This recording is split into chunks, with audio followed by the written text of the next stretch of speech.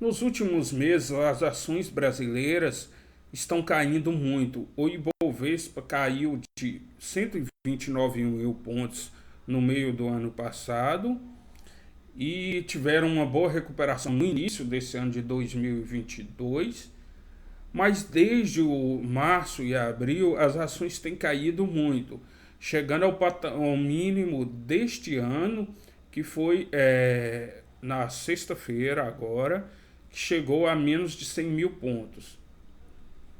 Neste contexto, vem sempre aquela pergunta: o Brasil é um país volátil, a economia ela tem voos de galinha, as empresas um ano lucram, outro ano tem prejuízo.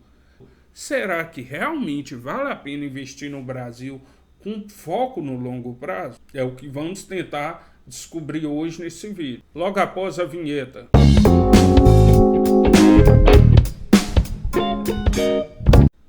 Olá, investidores. Sou Carino Gomes, investidor no mercado de ações há mais de 10 anos.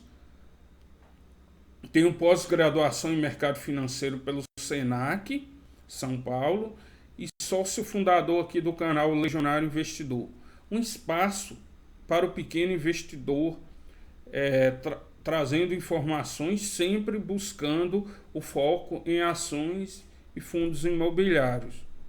Curta nosso canal, se inscreva e ative as notificações para ficarem por dentro de todas as novidades aqui do canal. Dê seu like, seu dislike, comente e compartilhe nas suas redes sociais.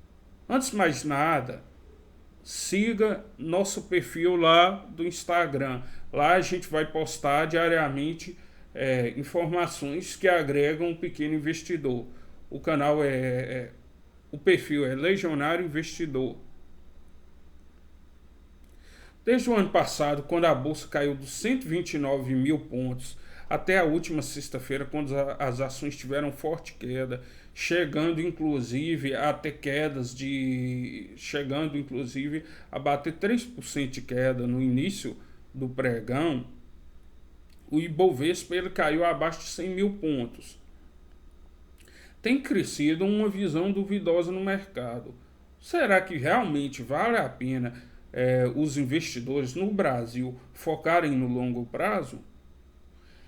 Por exemplo, as ações que focam na economia doméstica, principalmente as ações de varejo e as ações de construtoras, tiveram uma queda acentuada no início desse ano e no final do ano passado.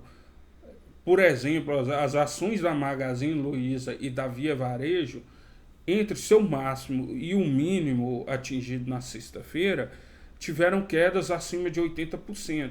Isso significa o que, 80% de queda? Significa que se a pessoa comprou naquele preço máximo e as ações caíram 80%, significa que ele terá de ter um ganho de 500% para voltar ao patamar anterior. Vamos imaginar, uma ação vale R$10, caiu 80%, ou seja, ela vem para R$2. Para ela voltar para os R$10, a ação tem que subir 500%. Então, nesse contexto também, algumas ações tiveram quedas muito fortes, principalmente também, além do varejo aí que eu explicitei, as empresas de construção civil, Tenda, Trisul e a Zetec, algumas com quedas acima de 80%, como a Tenda. E nesse contexto sempre vem aquele questionamento para o pequeno investidor: seria uma ilusão a gente acreditar que o foco no longo prazo é o foco realmente que vai trazer retorno para o investidor? Porque quando a bolsa cai muito, geralmente é um cenário de incerteza, que a economia está ruim. No dia 15 de junho, o Copom, que é o Comitê de Política Monetária ligado ao Banco Central e ao Ministério da Economia, decidiu aumentar os juros para 13,25% ao ano. Ou seja, a taxa Selic, que é a taxa do título mais simples do governo federal, que é o título pós-fixado, chegou ao limite de 13,25%. Nesse contexto também, e com o aumento dos títulos norte-americanos, sempre vem aquele contexto do investidor perceber que realmente a bolsa nesse momento está rendendo muito abaixo dos títulos públicos. E sempre vem aquele questionamento, vale a pena investir? Porque além da perda monetária, ou seja, no momento a bolsa está em queda, ainda tem a questão que é o custo de oportunidade, que significa, se meu dinheiro estivesse todo na renda fixa e eu mantesse e a renda fixa continuasse no valor que está, eu teria a rentabilidade de 13,25. Nesse vídeo a gente vai tentar desmistificar isso, porque o investidor, quando ele decide investir em renda variável, uma das principais premissas é: eu tenho que focar no longo prazo. Não adianta pensar no médio e curto prazo. A postagem que a gente fez aqui sobre a visão de longo prazo no investidor é uma frase de Warren Buffett, um dos maiores investidores de todo o tempo, que ele traz o seguinte: nosso período para fazer buy and hold é para sempre. Nós estamos no lado oposto daqueles que se apressam para vender e realizar lucros quando as empresas têm boas performances, mas que se apegam aos negócios que decepcionam. Peter Lynch compara esse comportamento a podar flores e regar ervas daninhas. Administrador e CEO da Berkshire Hathaway. Seu retorno composto nos investimentos superou a marca de 20% ao ano durante várias décadas. Buffett está à frente dessa empresa desde a década de 60, ou seja, mais de 40 anos à frente da empresa. E o Peter Lynch é um outro gestor norte-americano que teve um dos maiores retornos quando ele esteve à frente do Fidelity, do fundo Fidelity Magellan, de 77 a 90, a valorização no período foi de 2.700%.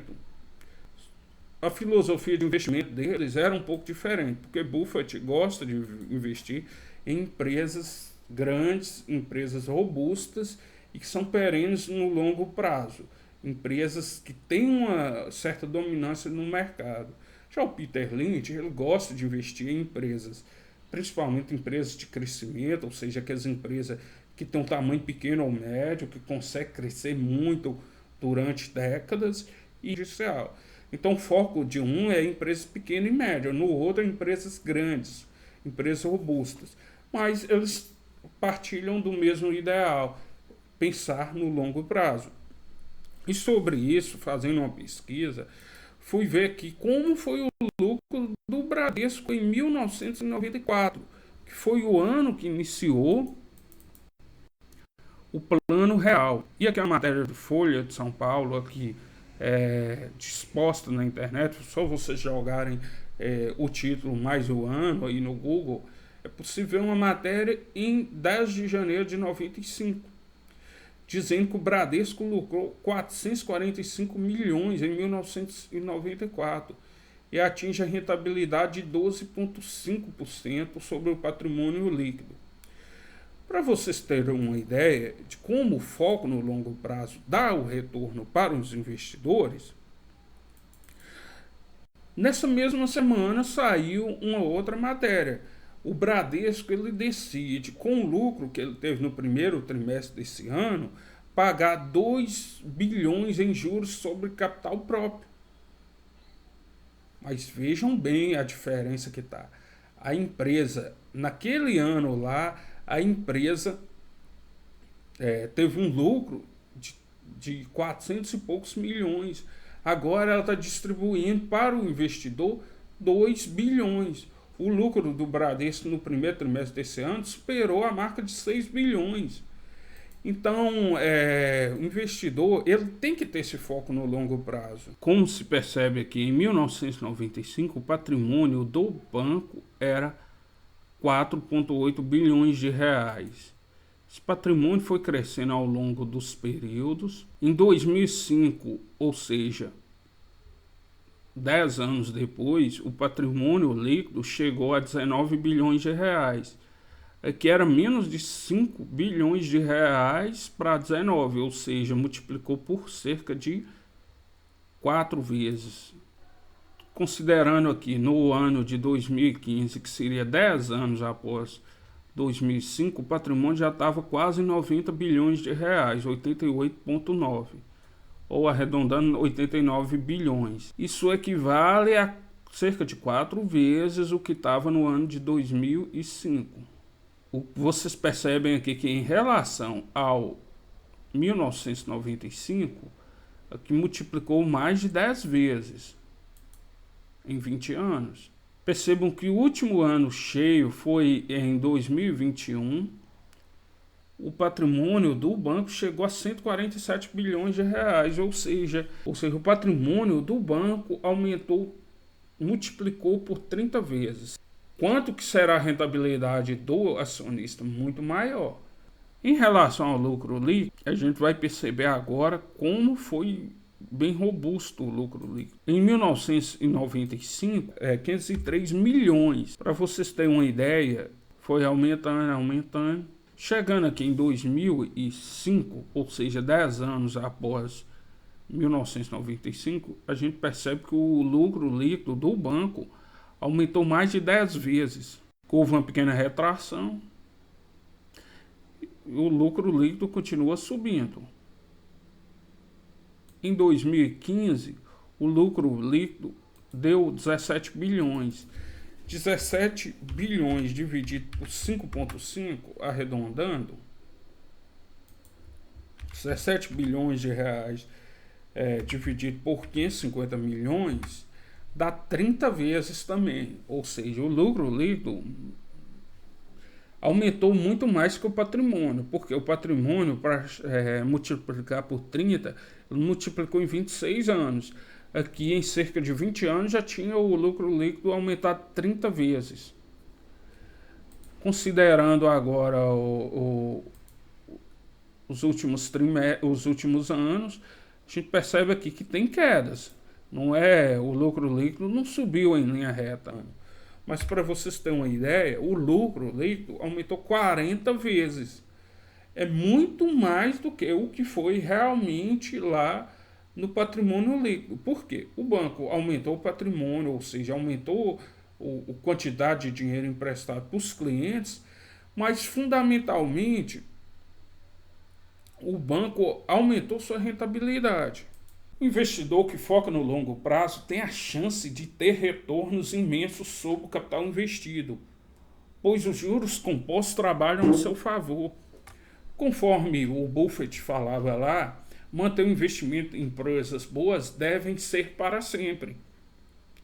Por exemplo, o Bradesco teve um retorno no lucro líquido de 455 milhões em 1994, e 27 anos depois esse retorno chegou a 21 bilhões. Se quando aquela reportagem saiu lá atrás, o investidor tivesse comprado R$1.000 em ações do Bradesco, ações preferenciais BBDC4, e tivesse mantido na carteira e reinvestido os juros sobre o capital próprio e os dividendos, teria transformado R$1.000 em 87 mil. Ou seja, isso equivale a 8.700% de retorno. Mas caso o investidor tivesse saído naqueles momentos de crise, como teve a crise do subprime em 2008, ou a crise dos tigres asiáticos em 97, 98, ou em 2002, ou agora na Covid em 2020, eu teria perdido boa parte desse retorno. Então, o foco do investidor tem que ser no longo prazo, porque apesar da cotação do banco cair, apesar do lucro também ter caído, a gente percebe que no longo prazo, o que importa é o lucro da empresa. Ou seja, se o lucro aumentar muito, a cotação vai subir. Pessoal, muito obrigado.